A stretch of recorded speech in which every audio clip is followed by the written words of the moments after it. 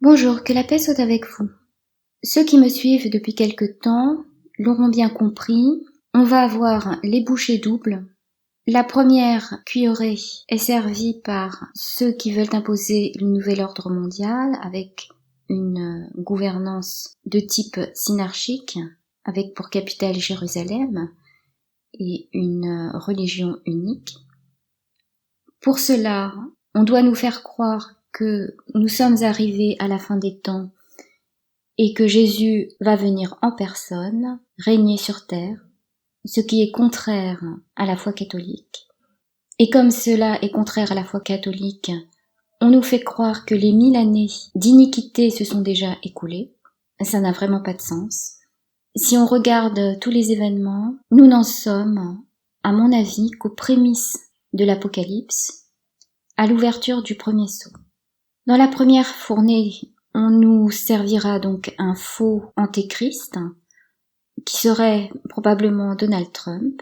Alors en fait, au début j'avais pensé qu'il serait remplacé par un clone, mais il est possible, et beaucoup plus plausible, que son sosie, ou un clone, soit assassiné, de sorte qu'il puisse donner l'illusion d'être ressuscité et imposer sa tyrannie, et ainsi préparer la venue du faux Jésus et donc de la prochaine religion mondiale.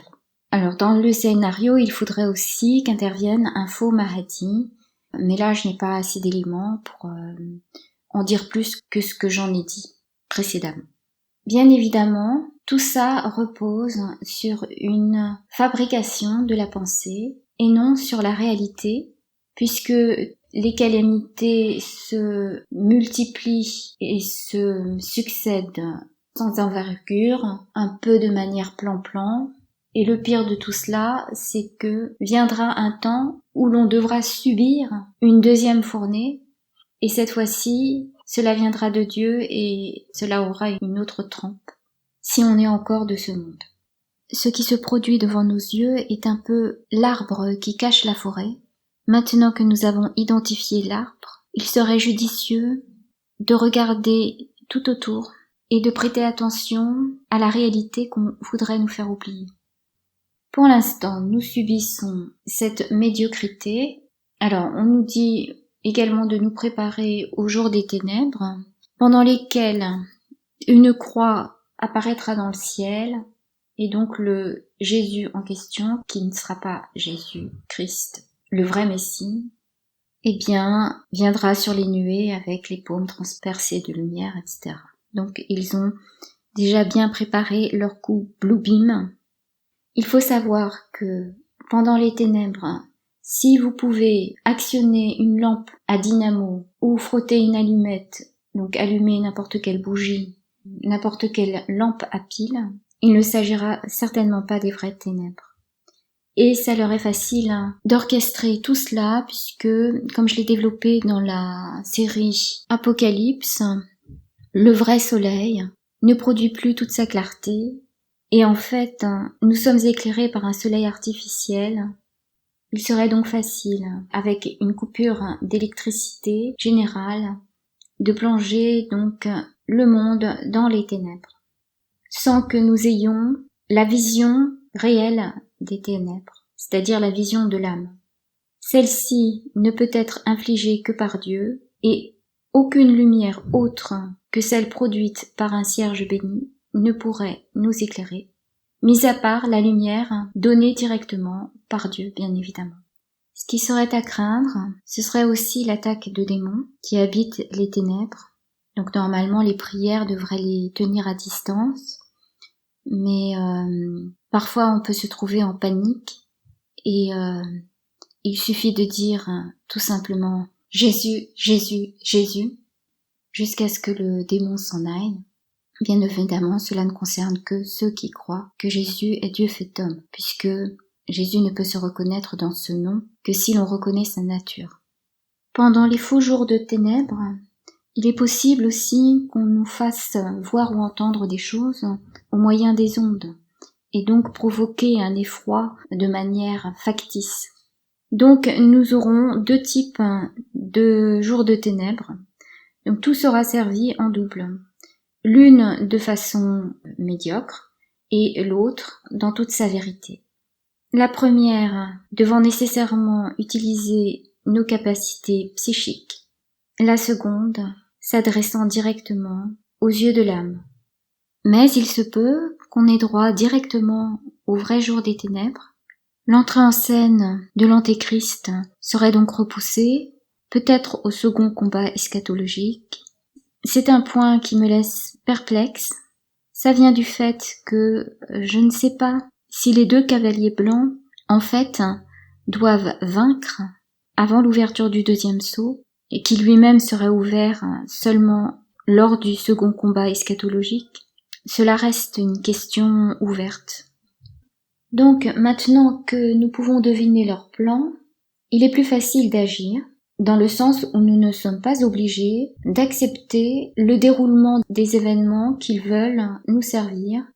Un faux antéchrist avec toute la suite qui nous est concoctée. Les informations qui nous sont transmises de manière traditionnelle par les médias mainstream, ou moins traditionnelle par des médias dits complotistes, mais en fait entrant dans cette mouvance qui voudrait nous faire croire que nous sommes les plus forts, que nous sommes quasi vainqueurs, qui voudrait nous faire croire que nous livrons un combat épique contre le mal, alors que justement, dans le combat contre le mal, premièrement, il ne faut jamais vendre la peau de l'ours avant de l'avoir tué.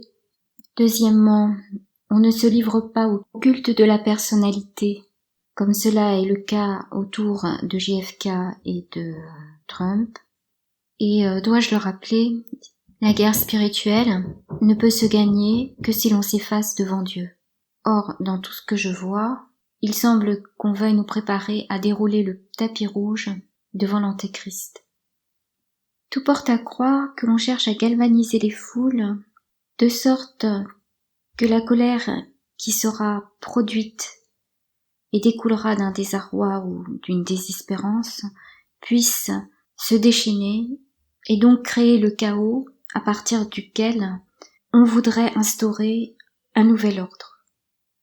La colère sera peut-être dirigée contre le Vatican et l'on voit bien qu'une attaque est dirigée au travers du Vatican contre la foi catholique afin que les fidèles se détournent du Christ en se détournant du représentant de Saint-Pierre. Saint-Pierre qui, je vous le rappelle, a véritablement suivi un chemin de croix depuis l'annonce de la passion du Christ, où Jésus l'a traité de Satan parce qu'il avait les pensées des hommes et non de Dieu, c'est-à-dire qu'il n'avait pas accepté d'emblée que Jésus donne sa vie pour la multitude. Saint Pierre a été crucifié selon sa volonté, la tête en bas. C'est pour cela que l'on peut trouver des croix inversées au Vatican, où se trouve le trône de Saint Pierre. La foi catholique, contrairement aux églises réformées, a d'abord été transmise oralement, les écrits venant corroborer ce que les disciples ont transmis, notamment la scène, qui permet aux disciples de revivre, au travers de l'Eucharistie, le sacrifice non sanglant de Jésus-Christ, et de vivre donc la présence réelle de Jésus. C'est important de connaître donc les faiblesses de Saint Pierre et les luttes contre lui-même qu'il a dû mener, afin de comprendre la nature de l'épreuve que les catholiques devront traverser. Que la paix soit avec vous.